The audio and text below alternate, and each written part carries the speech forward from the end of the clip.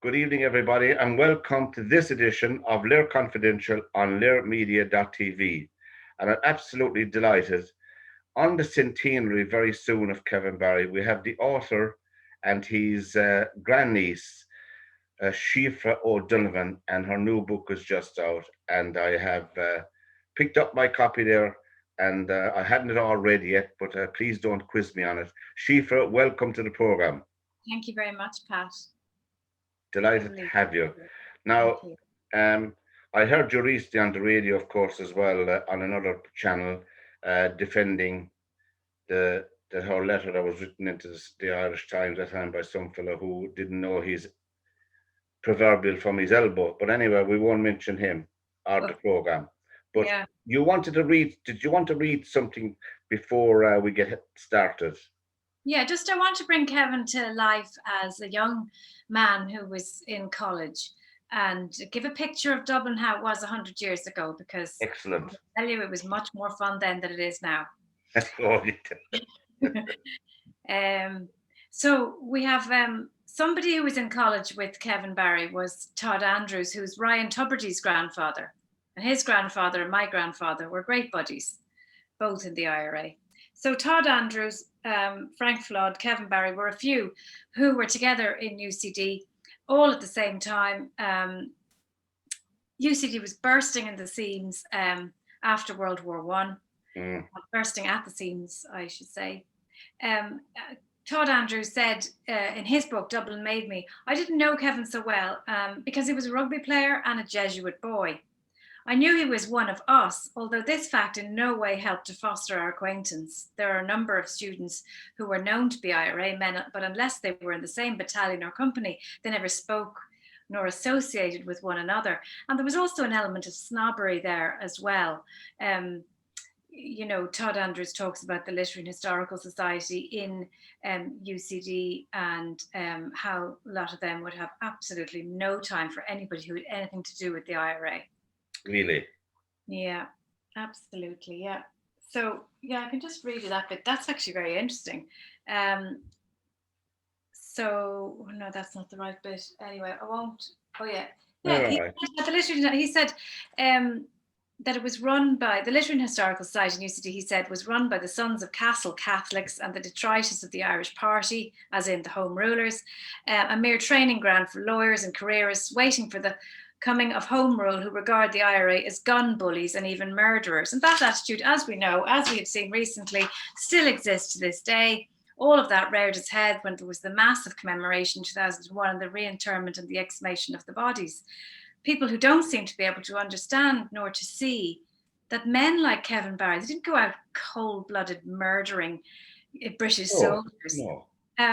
They were part of a legitimate army that was democratically mandated by Double Erin. It was a war between one army and another.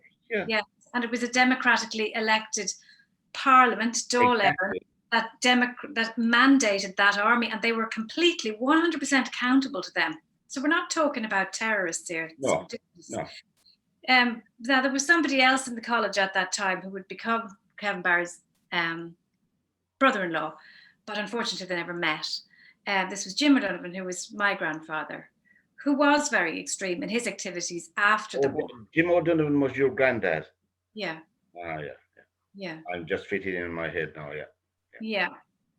So by this time, he was actually, when Kevin was in UCD, my granddad was actually director of chemicals of the IRA GHQ, and you can see a big portrait of him with all the other IRA GHQ. It's in Collins Barracks, a huge portrait by Leo Ryan, and he's in the corner, and he always looks very sort of stern and severe. My granddad, I was always scared of him, but I was young enough when he passed away as well. He also blew his fingers off in a grenade. And Siofra, did you get a chance whilst he was around to talk to him about Kevin? No, he died when I was 7. All right. I don't think he was in the slightest bit interested in me as his grandchild, to be honest. He just was who he was. He was quite a reserved man, and my own father would have had a difficult relationship with him.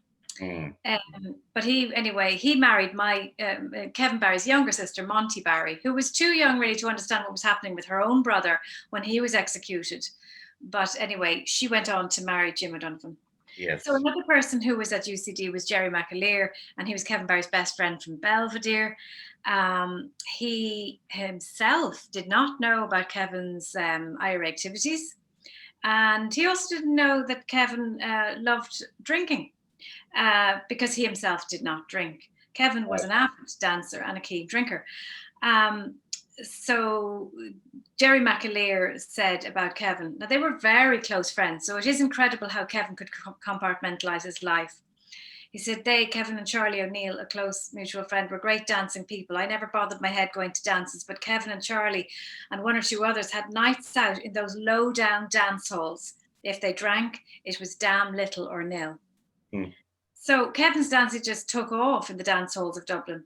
And there was another student at UCD called Honoria Orkney.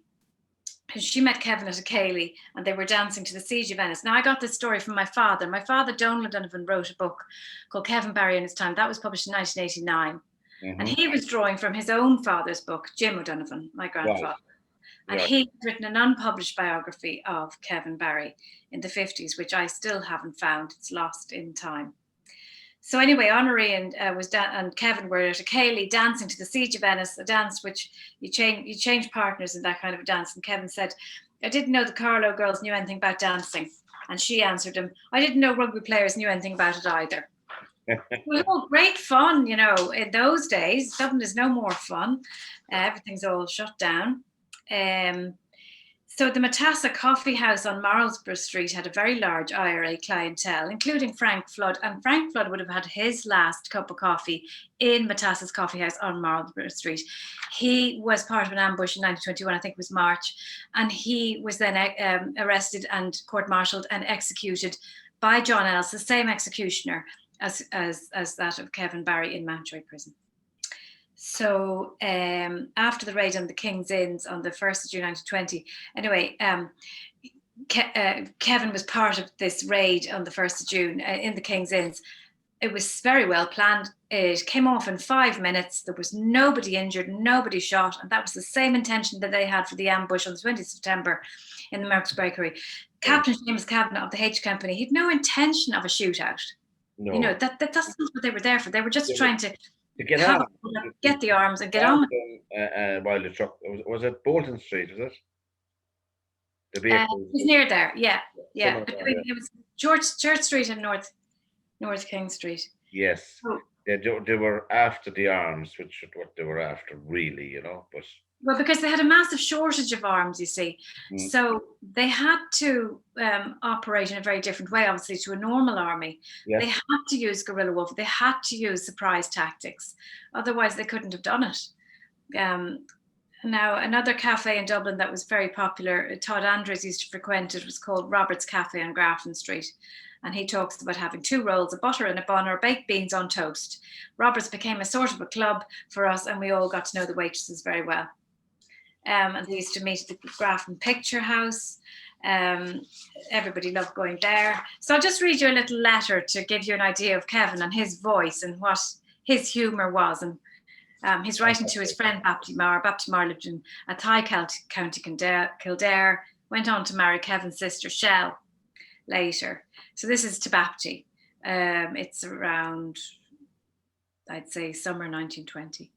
No, it's probably early September 1920. How the devil are you at all? You might write to a fellow once in a while. I wouldn't mind me not writing because I'm very busy. Pictures, National Library, Grafton 5 to 6 p.m. But a fellow like you, a bloody gentleman of leisure, you know it's unforgivable. By the way, that bloody bastard never came with the suit, with the result that I have to borrow one for the dance tomorrow night. Write and tell him that I say he's a right old so-and-so. And when will you be up to town? You ought to come for a Cayley in the College of Science on the 30th of January. Yours till hell freezes, Kevin. So that's where I got the title for the book. Oh, I see. A way of writing letters. And he wrote letters right up to, you know, the night of his execution.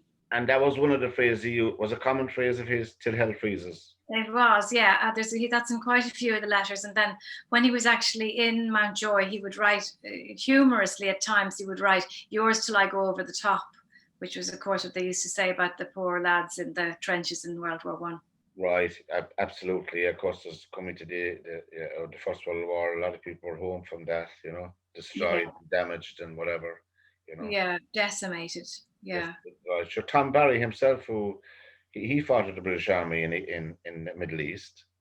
Oh, did he? He did. Yeah, Tom Barry was an officer or a sergeant in the British Army in Aden and what we call modern day Iraq. He fought with them. That's how he was Oh, I so see. successful because he knew the tactics of the British, the military tactics. You see, Tom himself. But anyway, we'll get. Well, they were discussing that all heavily. Churchill was discovering all that heavily in the cabinet about Mesopotamia, which Iraq was known as Mesopotamia then.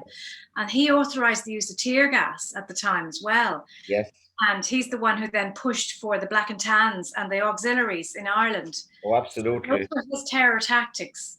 Absolutely, yeah. Because Cork, my own county, where I'm from, Cork, it was the killing fields in 1920 in the War of Independence. But Tom Barry, that's why he was successful because he knew how they how they operated. That's the military as well. He knew the tactics, so that's Yeah. why he was so successful against them. He was a brilliant strategist, wasn't he, Tom Right. Barry? Yeah. But getting back to Kevin, then he was. Uh, I suppose I know it's a cliche, but he really did love life, living life every day. Yeah, he absolutely did. He had so many areas to his life. He loved racing, like he loved betting. He'd tell all the guards in Mountjoy, which horse to bet on. He loved girls. You can see it from his letters. Oh, I met a Belgian girl in Glentalough in the hotel. Right. He many good friendships with women as well. He was extremely, obviously, very sociable, very charismatic. He was a good student as well, apart from the fact that he failed his medical exams in the first time. But he was meant to do the resits on the 20th of September 1920. Of course, that was supposed to be at 2 o'clock, and he, of course, never made it Yes. out of the ambush. Yeah. And what about his background? Was his mum and dad, were they comfortable or were they well off? Yeah, they were strong farmers in County Carlow, and they had a good amount, about 200, 300 acres. So they would have come through the famine fairly unscathed. They then, by 1879 or 1881, Tom Barry, Kevin's father, was looking to Dublin to develop a dairy business up there. Right. So he and his sister, Judith Barry, she was unmarried, but she was a very strong woman. And a lot of the Barrys and the Dowling women in Kevin's line were strong, strong women. Judith Barry, she went up to Dublin and she ascertained that a house on Fleet Street with a dairy shop, 8 Fleet Street, would be suitable, and a dairy yard in Pimlico. So they bought both. And James Connolly actually lived very near them in Pimlico as well. So they were well-to-do, and there was enough money then for Kevin to go to Belvedere College, which turned him into this kind of, I suppose, in his afterlife, he was this sort of Jesuit boy, Yeah, because all the early photographs of Kevin that people will be familiar with were taken with him, were with the Belvedere jersey on him. Exactly, like well, here he is in Belvedere. Yes. This photograph was actually belongs to, this is a copy of a photograph that belongs to Gerard Mcaleer's daughter Ivana. But this picture here, this was Kevin here. This is him. This is the blown up bit of him in the corner. I see. Yeah, so that's the rugby team, 1917, I think. Yes. So Belvedere was quite a rugby school, and Kevin was pretty keen on rugby. So that put him into different categories. So when he first joined in 1917, the Volunteers, they were laughing at him, going, "Look at this Belvedere boy with the cap on his head." Yeah. You can't take him seriously. But he pretty quickly was made NCO officer, and then mobilization, and then, didn't take that long. Yeah. We'd take him seriously, And his own family, Siofra, his mum and dad, would you describe them as Republicans? Not his father. Tom Barry, his father actually died in 1908, and Kevin was only 6 years old. So you can imagine that had a significant effect on him. Now, there were women in the family who were the housekeeper on Fleet Street, Kate Kinsella, was a very sympathetic Republican after the 1916 rising and the executions, which turned the tide for a lot of people, turned public opinion. It did. Even though she had, I think, her father or somebody involved in the Invincibles and the Phoenix Park murders, she was against violence because of that. But after the executions in 1916, she felt something was very wrong. And so she had a lot of ballads and stories that she would have told to Kevin and the children, all the Barry children, you know, as they were growing up. Now you have to remember Carlow. Kevin was from Carlow, Hackettstown. This is over the border with Wicklow. So we have a lot of stories down there about Michael Dwyer and the 1798 rebellion. Kevin would have had somebody in his lineage, a Hutchinson, a few generations back, who had fought in the Battle of Hackettstown. Oh, yeah. Yeah, he did, and 1798. So these stories were, you know, very much within Kevin. Now, I don't know if Tom Barry himself had Republican sympathies. I never heard so, but his mother certainly had her strong sympathies as time went on. And when Kevin Barry was in the O'Connell schools in Dublin, he bought tickets for a commemoration of the Manchester martyrs, who were also hanged, you know. That's right. Like Kevin, you know, there's a famous song about them, yeah. Yeah, exactly. There's this song about them, which is the gallows tree, swung the noble hearted tree, and all of that, yeah. Exactly. So you can see the thread of similarity there, high upon the gallows tree, how that comes through. And he and his elder sister Kitby went to the Manchester martyrs, and there were all sorts. The commemoration, was on Mansion House in Dublin. And that was in 1915. So Kevin was only 13. And after that, he said he was a Republican. And he said, I want to join Fianna Éireann. And his mother wouldn't let him. But it was only 2 years later that he actually did join the company. Yes. And imagine. So obviously the influence of, well, he obviously be influenced with who he hung around with as well. His closest friends, were they in the movement with him?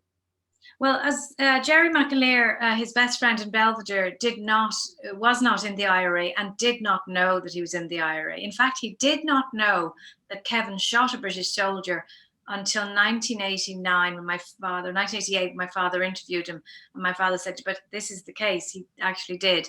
And Jerry Mcaleer was actually shocked. So. Oh, dear God, yeah. Now, other good friend, Kevin. The British Empire, with all its influence and power, continuously made the same mistakes wherever they were. As you said, when they hung the people, executed the 1916 leaders, that completely turned many people to their cause. Anyway, what you're saying, Siofra, yeah. Well, absolutely, it did, because they were using tactics that were even more oppressive.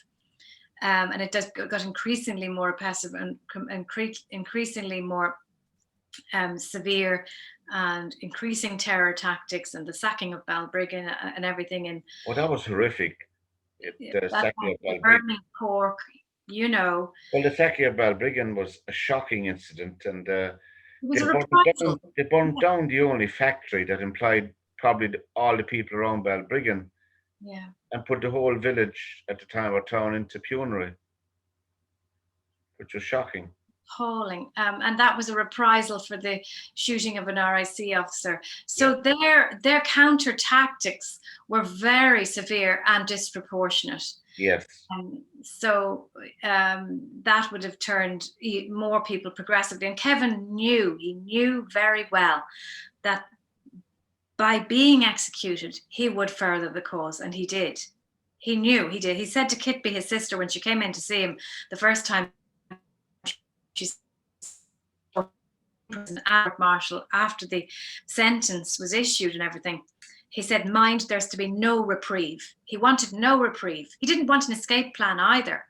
But the IRA did keep trying, and Michael Collins was trying as well. Yeah, they were. It's hard for us to understand now, but he wanted that, and the family actually wanted that too.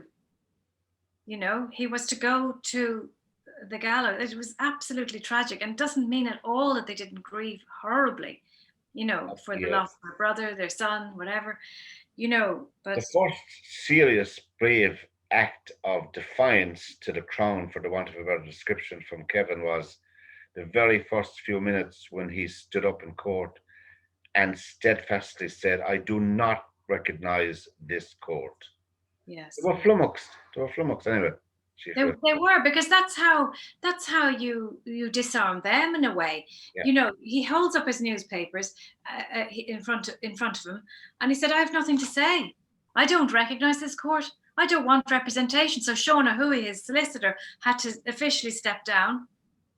You know, but he did a clever thing, the solicitor. He said, but the president of the court-martial must read this document, which was the testimony of his torture, which was later, a few days after his execution, it was printed in the papers, and then it was, you see, in those days, the torture wasn't actually that severe, but it was considered to be in those days.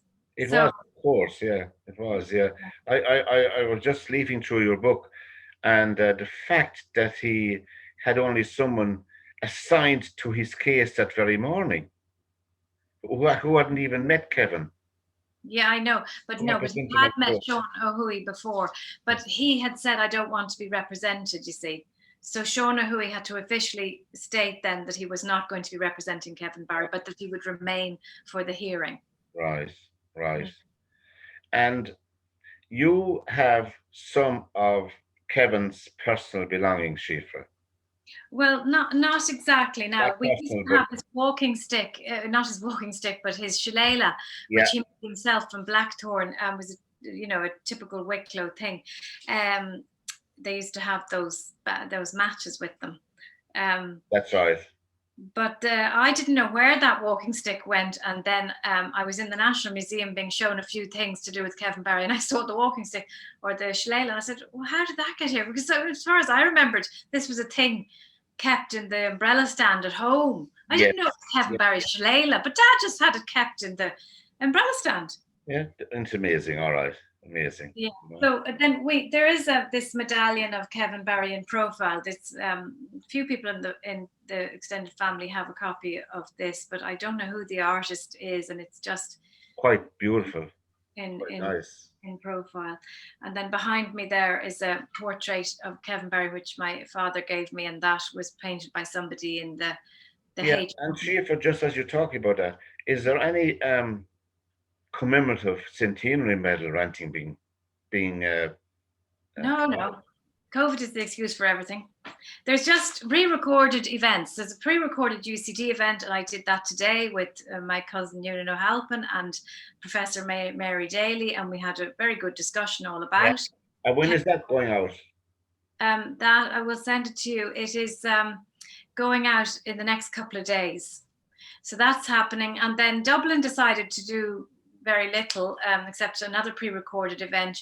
And then Carlow, they really handed it all over to Carlow Museum and Library. So John Shorthall organised for pre-recorded interviews and discussions about Kevin Barry with me and a few people. Yeah. And that's all they're doing.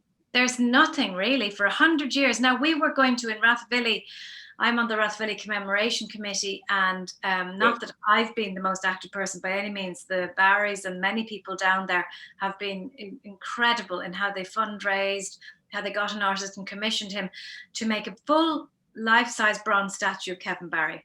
Now, that was supposed to be unveiled on the 1st of November, and we cannot do that now. Why? Because we feel we need to have a ceremony for it, and you can't have anybody attend. So again, that's completely bonkers, but anyway. Well, I would entirely agree, but that's the decision that the committee had to make under the present circumstances. I know, and that statue will be in Rathvilly. Yes, it will. And that will be a wonderful event. It will happen, and it will happen next year. We don't know whether it would be January. His birthday is 20th of January. We don't know whether it would be later, but it is definitely going to happen. The statue is actually already there, and it's absolutely wonderful.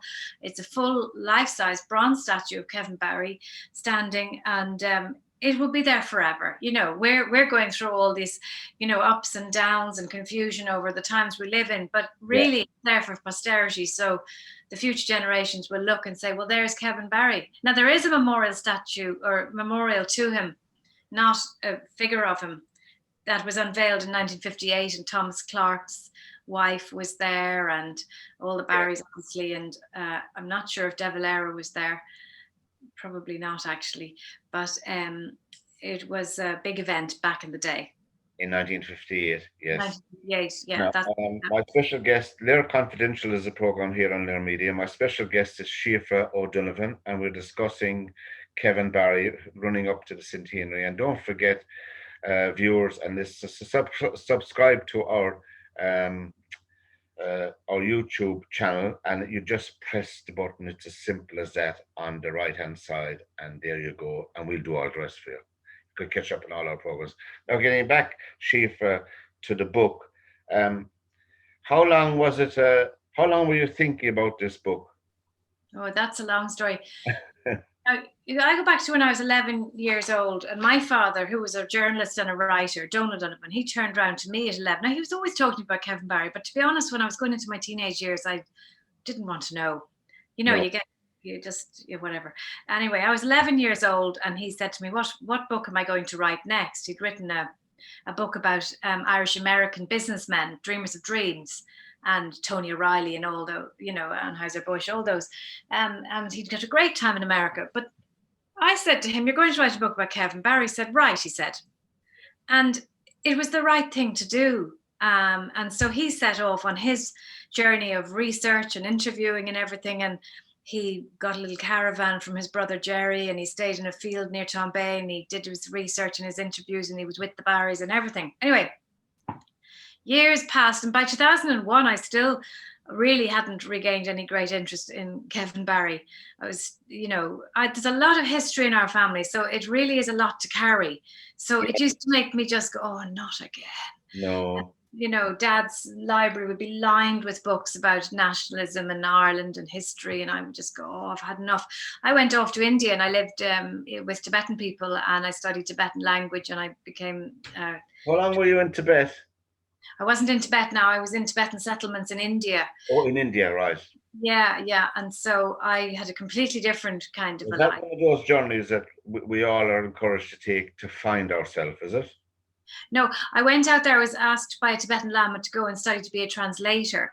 So I had a very specific purpose in going. And then learning the language, I then decided that I would research a book and write a book about Tibetans living in exile in India. So I published that. It's called Pema and the Yak, and it's published by Pilgrim's Books, but it's now published as an ebook. Pema and the Yak, for all people looking into this, don't forget, look up that yourself.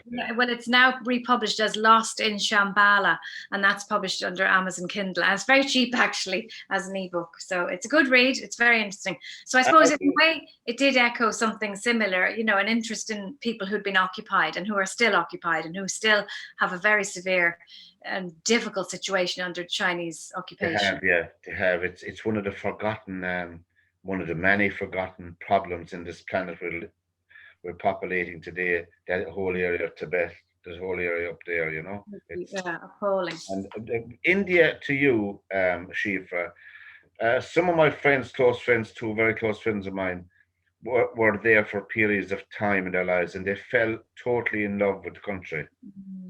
Would that be a case for you as well? Absolutely. I think about it every single day. I would usually have gone to India in the winter for a month or two. Yeah.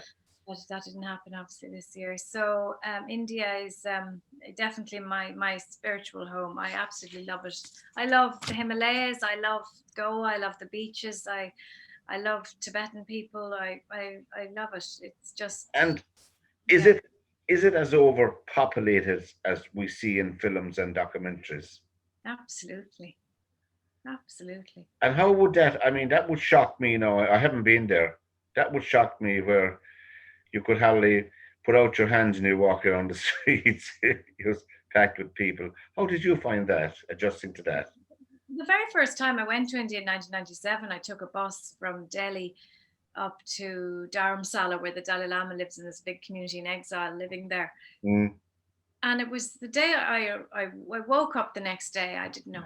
I was so culture shocked. Anyway, it was the Buddha's birth, death, and enlightenment. It's called Parinirvana. And then the monks all brought me up the hill, the temple hill, to go to the Dalai Lama's temple. And then I was walking up, and the whole road was lined with beggars. And it was like something out of Dickens, or, you wouldn't even see it in 19th century London. You know what I mean? You just wouldn't, you can't get your head. Little children with matted hair and men with one eye, with one leg. It was like a fable of poverty. I couldn't even manage it. I didn't know who to give money to. There were so many, because they were there, you see, from all over, because they knew it was a special day, and they knew the Tibetans, the people. They knew there'd be many visitors. Yeah. Exactly. So, yeah. But interestingly, then, coming back to independence and our War of Independence, that had significant influence on Indian independence movement. Terence McSweeney's Principles of Freedom, that hugely influenced Gandhi and Jawaharlal Nehru, and also influenced a guy called Chandra Chat Bose, who was from Bengal. And he was a very strong nationalist as well. He had the hunger striking method was taken up by a few Indian prisoners. Yeah. So some of the methodologies were used as well. But of course, Gandhi was non-violent. His method was ahimsa, which means non-violence. But there were those who did use violence as well.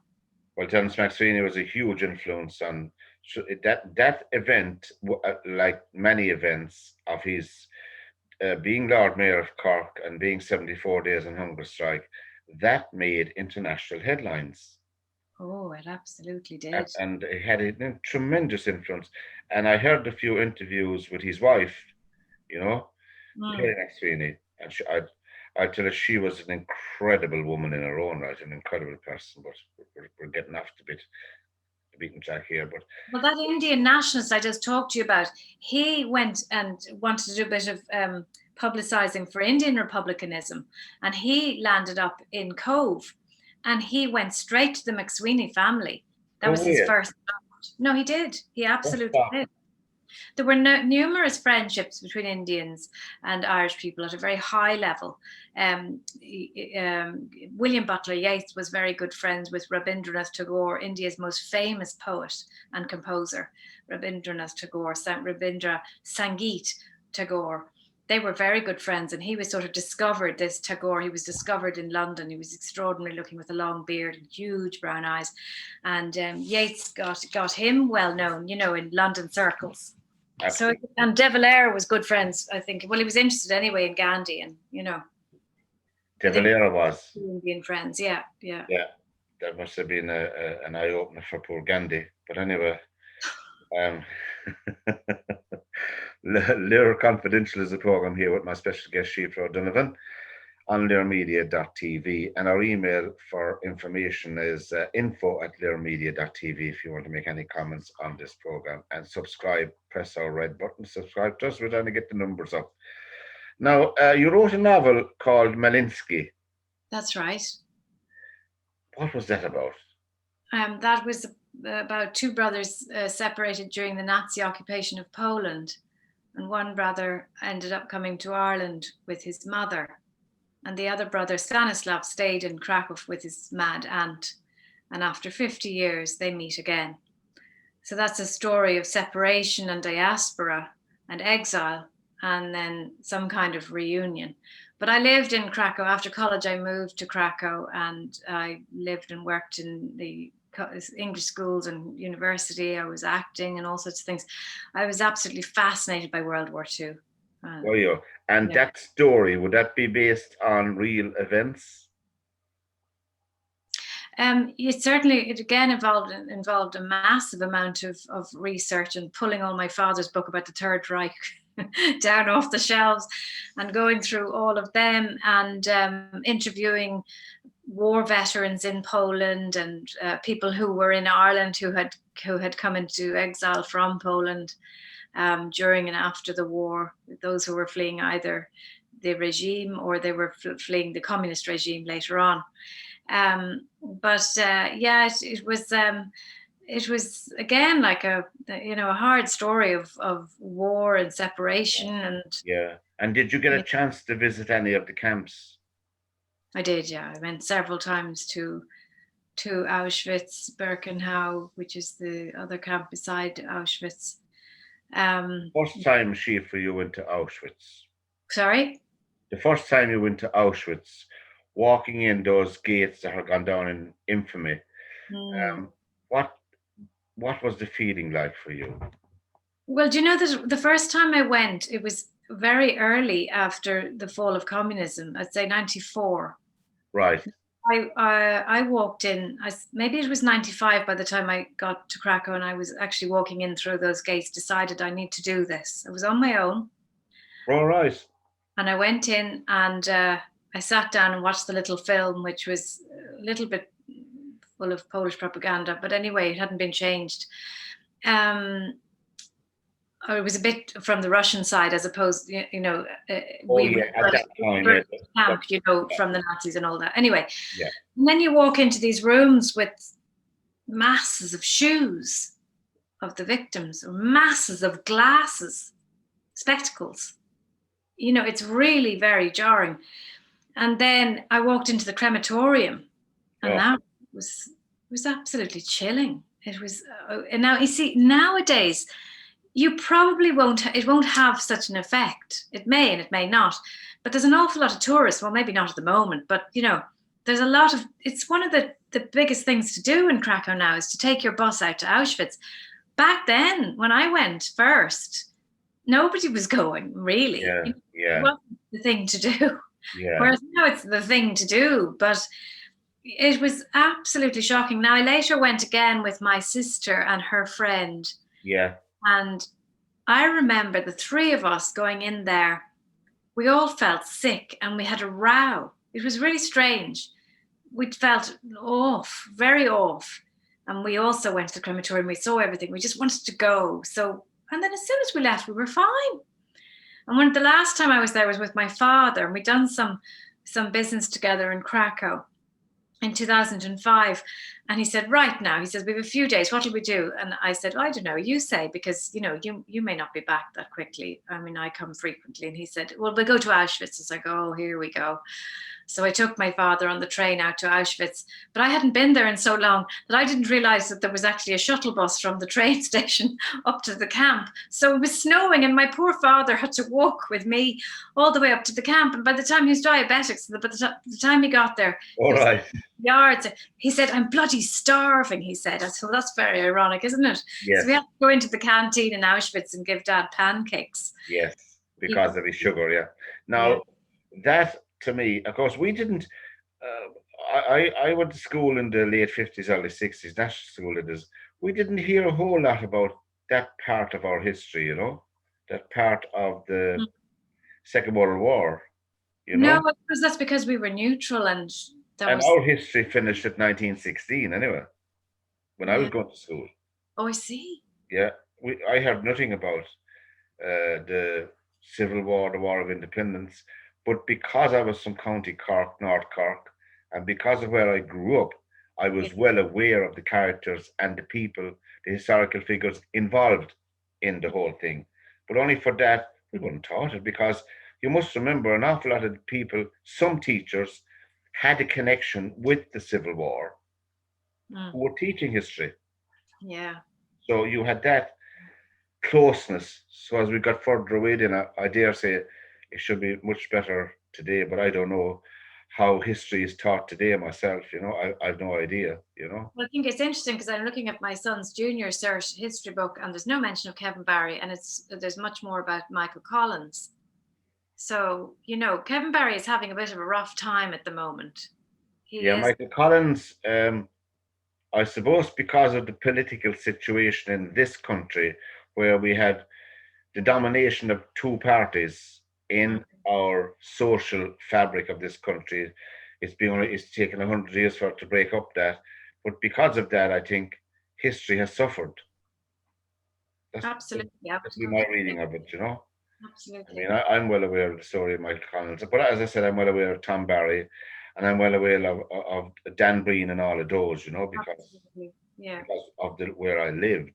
It's no fault of what I was taught in school, But as you said, in your son's history books, you said, no, are they being taught history in secondary school? Yeah, oh, they are. Yeah, yeah. He has to do quite a few history projects and stuff. And what are they like? What are they like, Siofra? What are they covering like? Would you know offhand?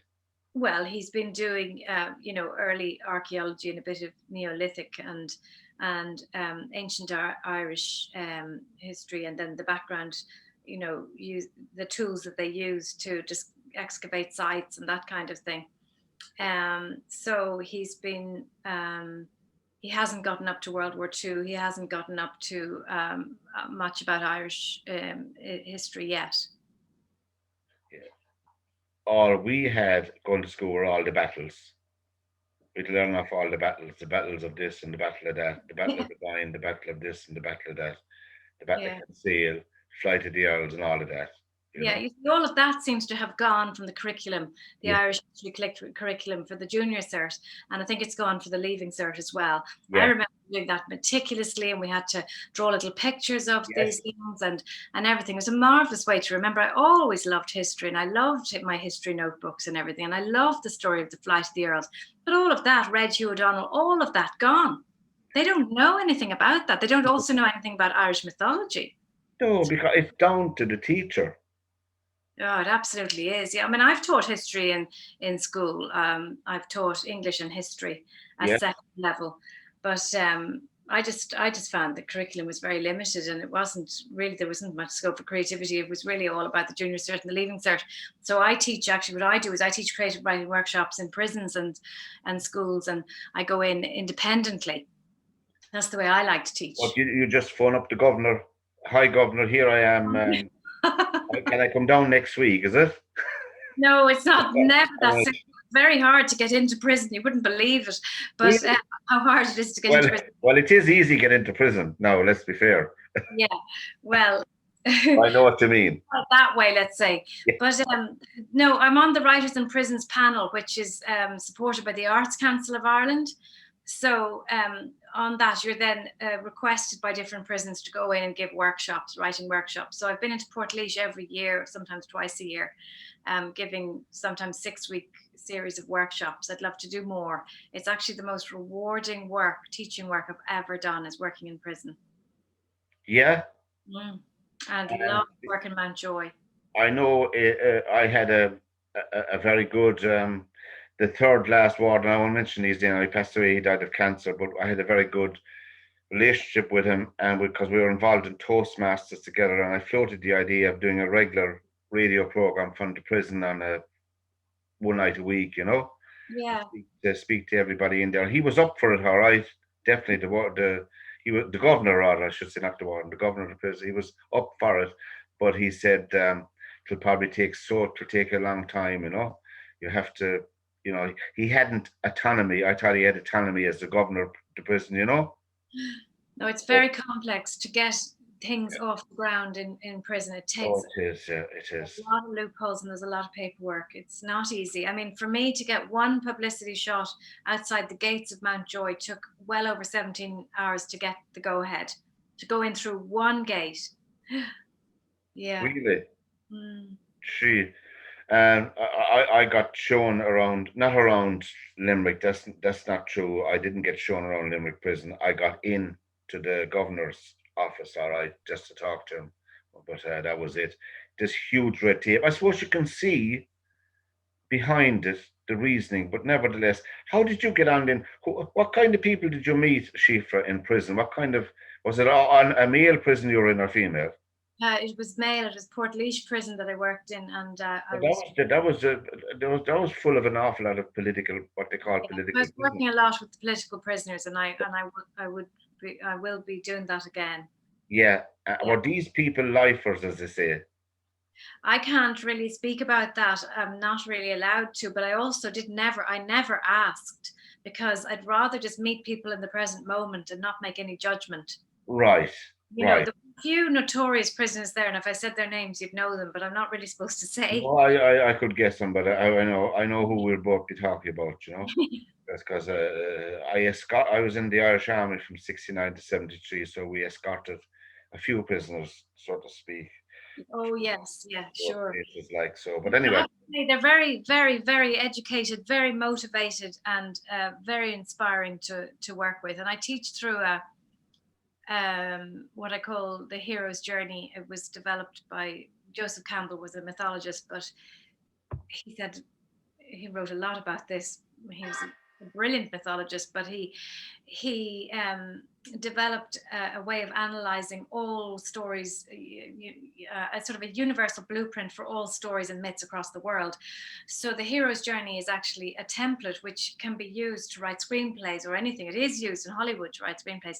So it's a very powerful archetypal journey. So if you get, what I do is I teach 8 or 12-week courses and get people to write that journey.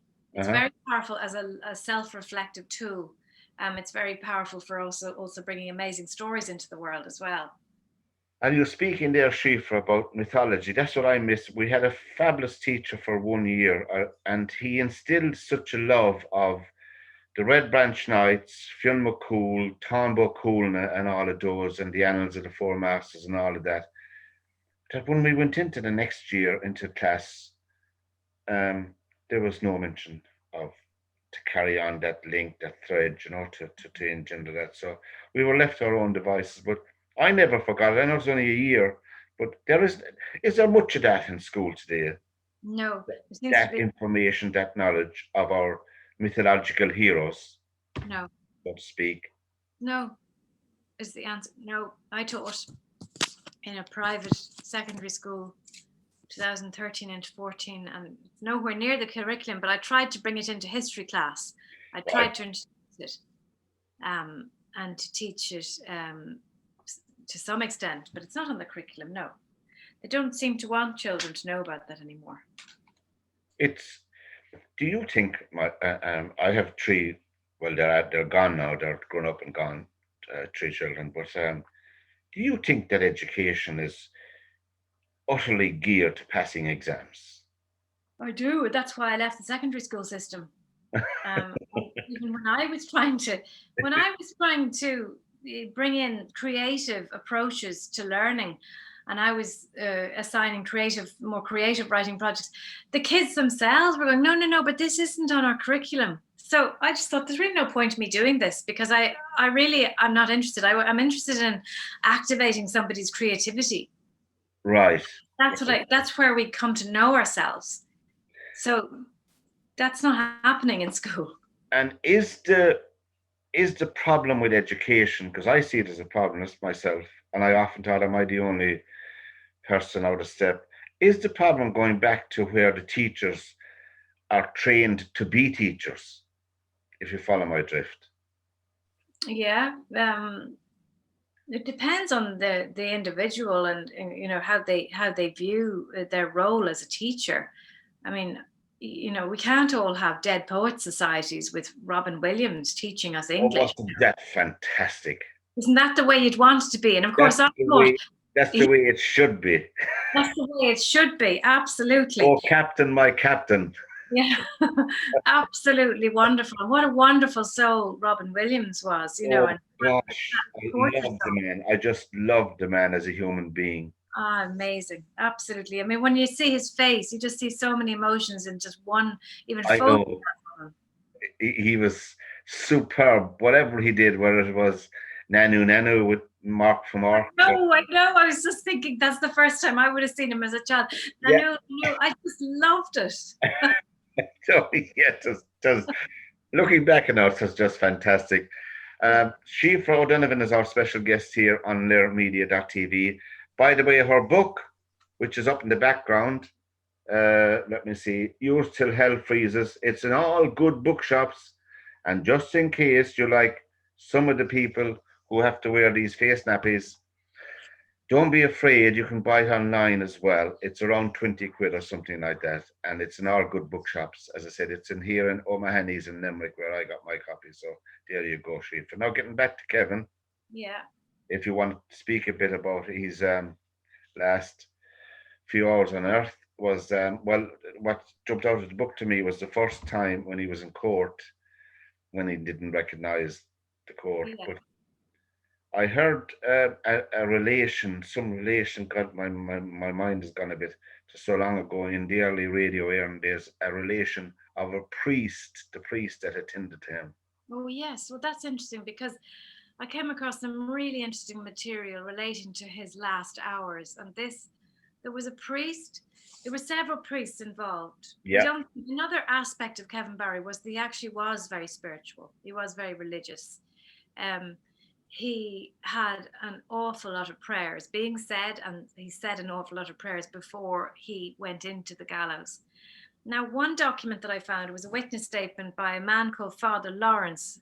And Father Lawrence was the priest on Clarendon Street where the Barrys all went to church. Mm-hmm. Now, he wrote a witness statement for the Bureau of Military History. And he wrote in that about Canon Waters, who was the priest in Mountjoy, who was with Kevin right up to the end. So he then had written about Canon Waters describing to him those last hours. So what happened was Kevin and Canon Waters were together, and there was a little altar set up, and Kevin was saying prayers with Canon Waters. Right. And then in comes this very tall, well-dressed man. And Canon Waters thought, well, this must be the doctor, and kind of almost sophisticated looking man. And then he saw he took Kevin's wrists and he was measuring them for the pinions. So he knew. Ellis, yeah. They knew it was Ellis. They knew that it was John Ellis. Now, John Ellis was, he had arrived, the ropes had arrived maybe a few days before. Ellis was a renowned executioner, and he had worked a lot with Pierrepoint, who was a very well-known executioner, hangman. Well, he became an advocate against capital punishment, Albert Pierrepoint, late in his life, as you know. Yeah, I think he just saw the horrors of it. And John Ellis, a number of years after he hanged Kevin, there was a botched hanging of a woman. I'm not sure, was it in Manchester or somewhere, but he actually was traumatized by that, and he then hanged himself, I think, or killed himself.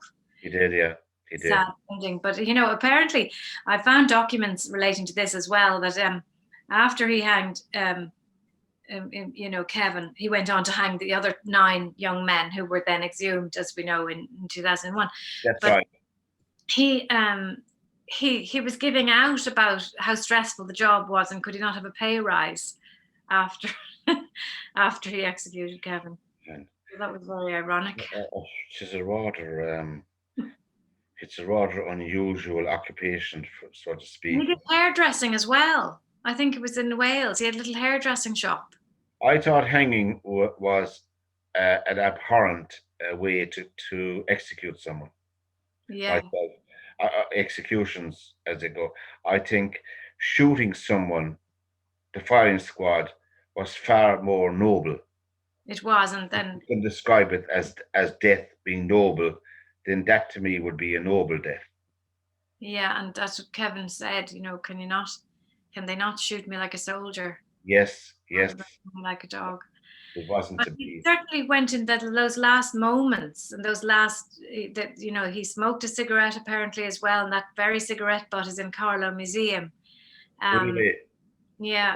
See that? I don't see that sometimes.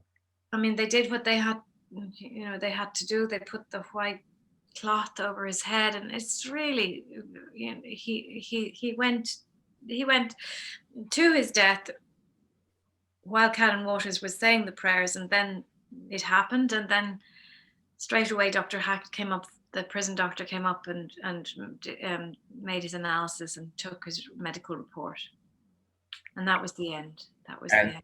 Is there a copy of that death certificate there at all? Yes, there is a copy of the death certificate. I actually just gave a copy to Carlow Museum. Yeah. We had, yeah. Did it say death by hanging, was it? Did it say death by hanging? I can't remember now. I can't. I saw a copy one time, but I can't remember myself. Yes. Now, after Kevin was killed and the event was over, obviously. Yeah. How did the family? I can't even ask the question because I'm just thinking myself in my own case. It was my son. how did they manage living after and business wise and all of that? Well, it looks like they kind of threw themselves into, they were really in the thick of the war then, you see. Yeah. And they seem to just have to throw themselves into that. Kitby, his older sister, had held back from joining Mcnamara. She joined it then in 1920 after his execution.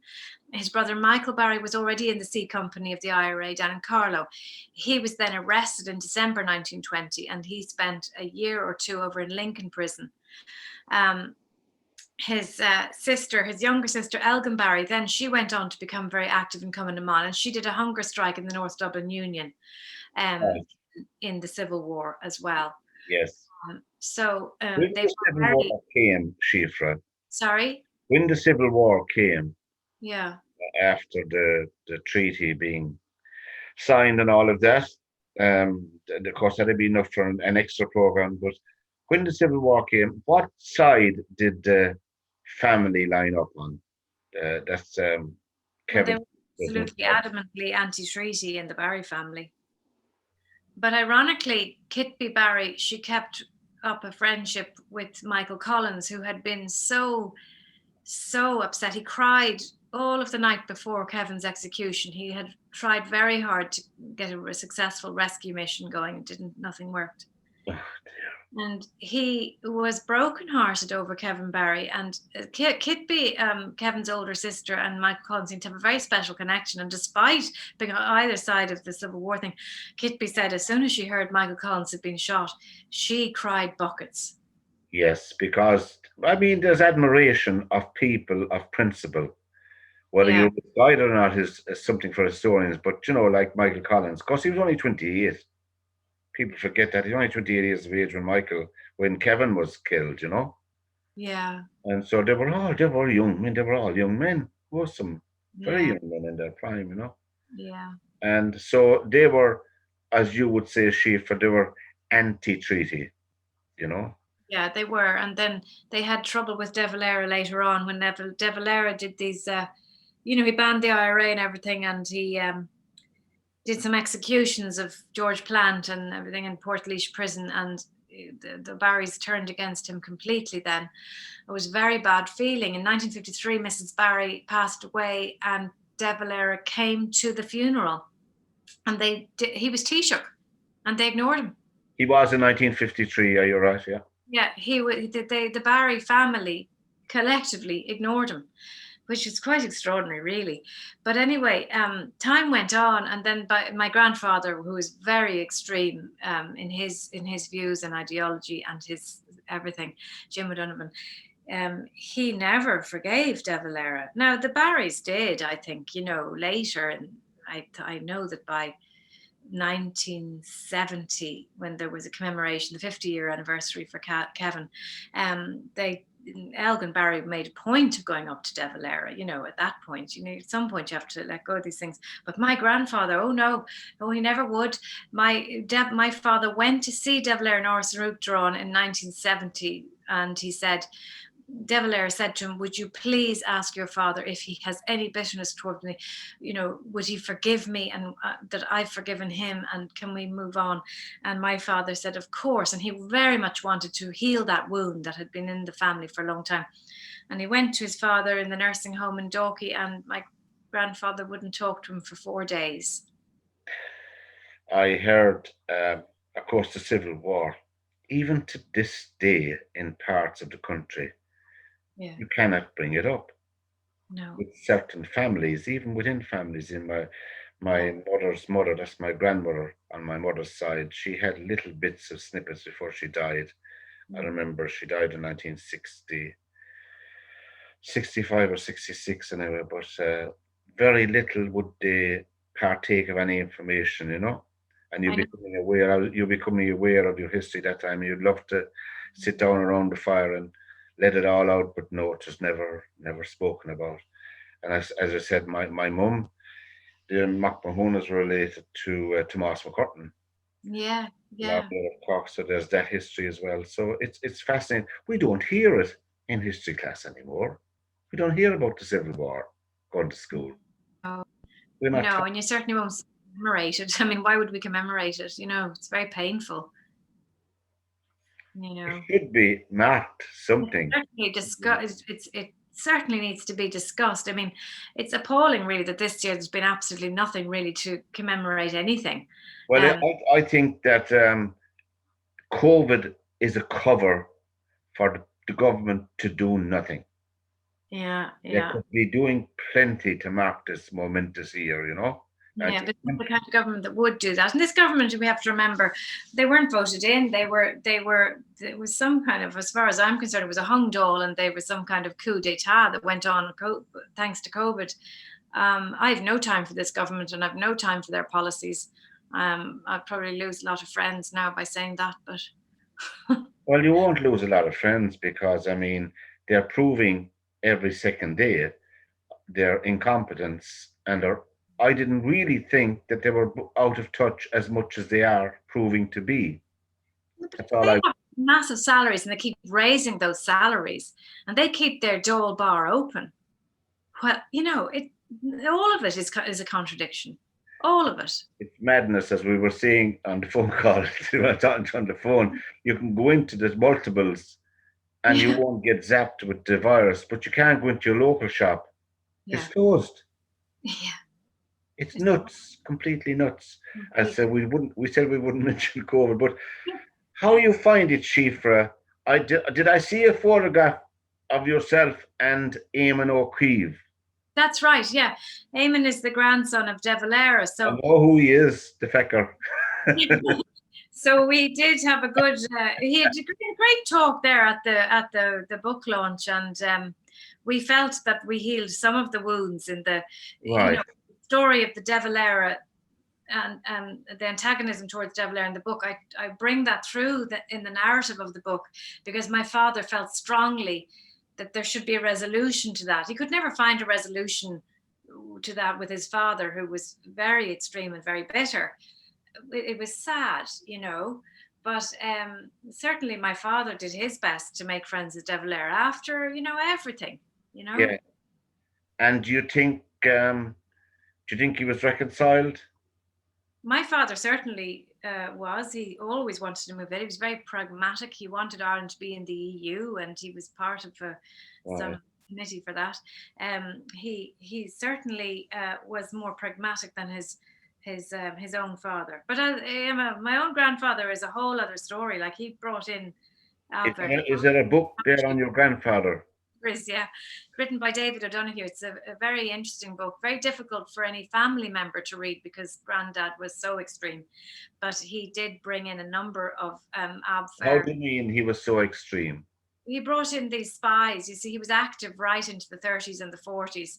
Yeah. So he was interned in the Curragh for his part in bringing in these Nazi spies into Ireland, and one of them was in, you know, my dad's orchard when he was 12 years old, and gave my dad his rifle and his gun. And I think because my dad felt his own father was so absent as a father, he had some kind of funny bond with this soldier or this spy. Right. My own father became a spy later for the East Germans. It's all very strange. But anyway. Your own, whose father? He was a spy for the East Germans in the 60s. Who was that? My father. There's a book there, is there? He wrote about it in his own memoirs, but yeah, there's another book, about Dad. Goodness me, I'm just on my way to India. I'm just trying to take that in and trying to formulate another question, Siofra. What about yourself? Are you a Republican? No, I don't think I am. You know, it's strange, but I mean, I've always had this enormous admiration for Kevin Barry and for what he did for this country, the courage that he had and everything.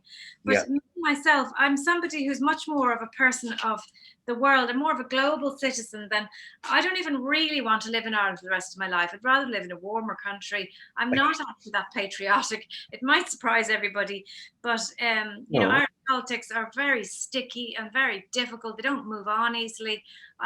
You know, once my son is grown up, you know, we might move off somewhere more interesting. Well, Ireland isn't fascinating, but.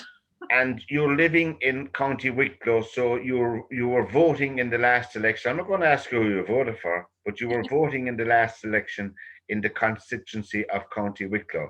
That's right. And how did you find the choice of candidates that you were faced with? Well, not so great, really. I think it's getting worse and worse. I'll tell you who I admire most at the moment. The one who I admire most, the one who I wish was the leader of this country. Wait till you hear this now. Michael Mcnamara. Well, he's a fellow Clareman. He's wonderful. I love everything that he says is what I feel about. Well, Michael Mcnamara, as you know, he was in the Labour Party and he got elected for the Labour Party first time round, and then he lost his seat. But this time around, he went as an independent. And I was always living in County. I always had him penciled in for one. There's only 4 seats in County Clare. Of course, De Valera was a TD for County Clare, as you know. Yeah. Back in the old days. Yeah. And but Michael, I knew he'd get a seat. And of course, they bought with Sinn Féin, with the wind behind Sinn Féin, they got a seat in County Clare. Yeah. From nowhere. Yes, I know. Nowhere. Nobody had factored in. Although when I went around with local people, and there was a huge vibe for Sinn Féin at the doors. But I think that will remain, and it might get even more strong, I think, into the next election. Do you think so? Yeah. Well, I hope. Well, I'm not saying I hope. No, it's all right. I didn't hear it at all, Siofra. Anyway, I'll tell you. I think Sinn Féin are the ideal party, but we have to break the hegemony of FFFG. Oh, God. Oh, my God. Jeez, I thought I'd have seen it by now, but I'm faster running out of time myself. Eamon Quiv was the nicest Fianna Fáil, member that I've ever met, and very measured and very clear, and he is a true Republican in the pure sense of the word.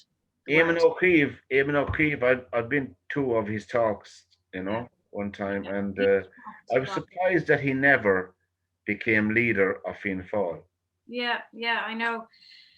You know that when I was a child, my dad was Fianna Fáil. He used to drag me around canvassing for Charlie High. Go away. Swear to God. He had good taste. But then he went off them with Bertie and the guys being gangsters. So he went off the whole thing. Really went off them. Big time. And then at the end of his days, my father died in 2009. I remember him dragging me down to the Royal Hotel in Bray for a socialist meeting. He was trying everything at the end. Fair play to him. He was searching for meaning in politics, which is Siofra, it's been an absolute pleasure and a blast for us here on LíR Media. And we'll catch up with you again. But before we go, friends, let me hold it up properly.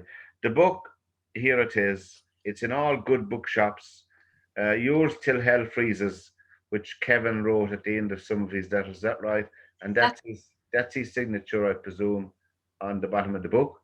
Yeah, no, it's not his signature, but it's just the beautiful design that Curragh Books is the publisher. Curragh, yeah.